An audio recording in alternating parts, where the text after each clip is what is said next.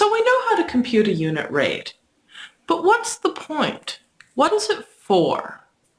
Unit rates give us an idea of another way of discussing proportional quantities. Recall that two quantities are proportional when their ratios are constant. So, for example, if we're told the ratio between two proportional quantities, we can compute the value of one quantity given the value of the other. If we're told that the ratio of students to teachers is 20 to 1, we can find out how many students there are if there are 7 teachers. So 20 students over 1 teacher is the same as an unknown number of students over 7 teachers. We cross multiply and get that 20 times 7 is 1 times x. 20 times 7, well, 2 times 7 is 14. Put a 0 on the end. 1 times x is just x. We get, if there are 7 teachers, there are 140 students. Notice something about this proportion we just solved. This proportion we just solved was easy to solve. Why? Because one of our denominators is 1. Proportions are always going to be easier to solve if 1 is what we happen to multiply our unknown by. And that's a place where unit rates are going to come in useful. Why? Well, remember the unit rate was just the rate written as something over 1. The proportion we'll get is the unit rate over 1 is the ratio of the dependent quantity to the independent quantity. Look what happens when we cross multiply here. We'll get 1 times the dependent quantity, so just the dependent quantity, and that's going to be equal to the unit rate times the independent quantity. Why is that good? Well, the most basic thing that we want to do with rates is see what values of the dependent quantity we get for various values of the independent quantity. When we write the relationship in this form, we just have to do arithmetic to figure out values of the dependent quantity. And this is great, right? Because solving proportions is a little bit tedious. Just doing multiplication, well, that's easy.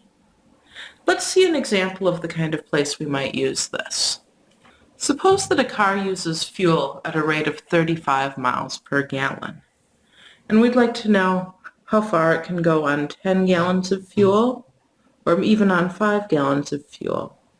And then we'd also like to figure out how much fuel will it need to travel 175 miles. Remember, we can describe the use of the unit rate as the dependent quantity is the unit rate times the independent quantity. Our unit rate is in miles per gallon, so the dependent quantity will be miles traveled, and the independent quantity will be fuel used. So calling these questions A, B, and C, for question A, we'll say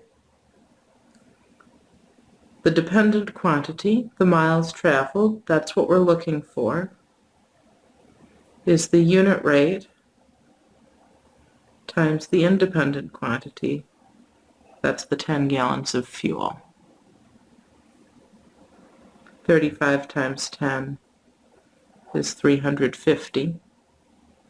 So the dependent quantity, the miles traveled, is 350. So our answer is 350 miles. Part B, again, the miles traveled is our unknown quantity. The unit rate is 35. The gallons used is 5. So let's write that out. 35 times 5, 25, 15, 17, 175 miles. I think we already know the answer to part C, but let's pretend for a minute we didn't. We want the miles traveled to be 175, right? That's the dependent quantity. We'll say 175 is the unit rate times the amount of fuel. Well, that's what we want to know. We'll call it X. Now, we can't just do arithmetic to find X, unfortunately, but we see that X is the missing thing in a multiplication problem. Our X is going to be 175 divided by 35, which, based on the multiplication we did a moment ago, is going to be 5. And so our answer is 5 gallons. Let me give you one of these to do. Suppose a game awards points at a rate of 7 points per goal. How many points are scored for 12 goals? For 25? How many goals are needed to score 75 points? Round up to the next whole number. Pause the video and try solving these problems using the method we've just learned. Dependent quantity equals unit rate times independent quantity. Pause the video and try it now.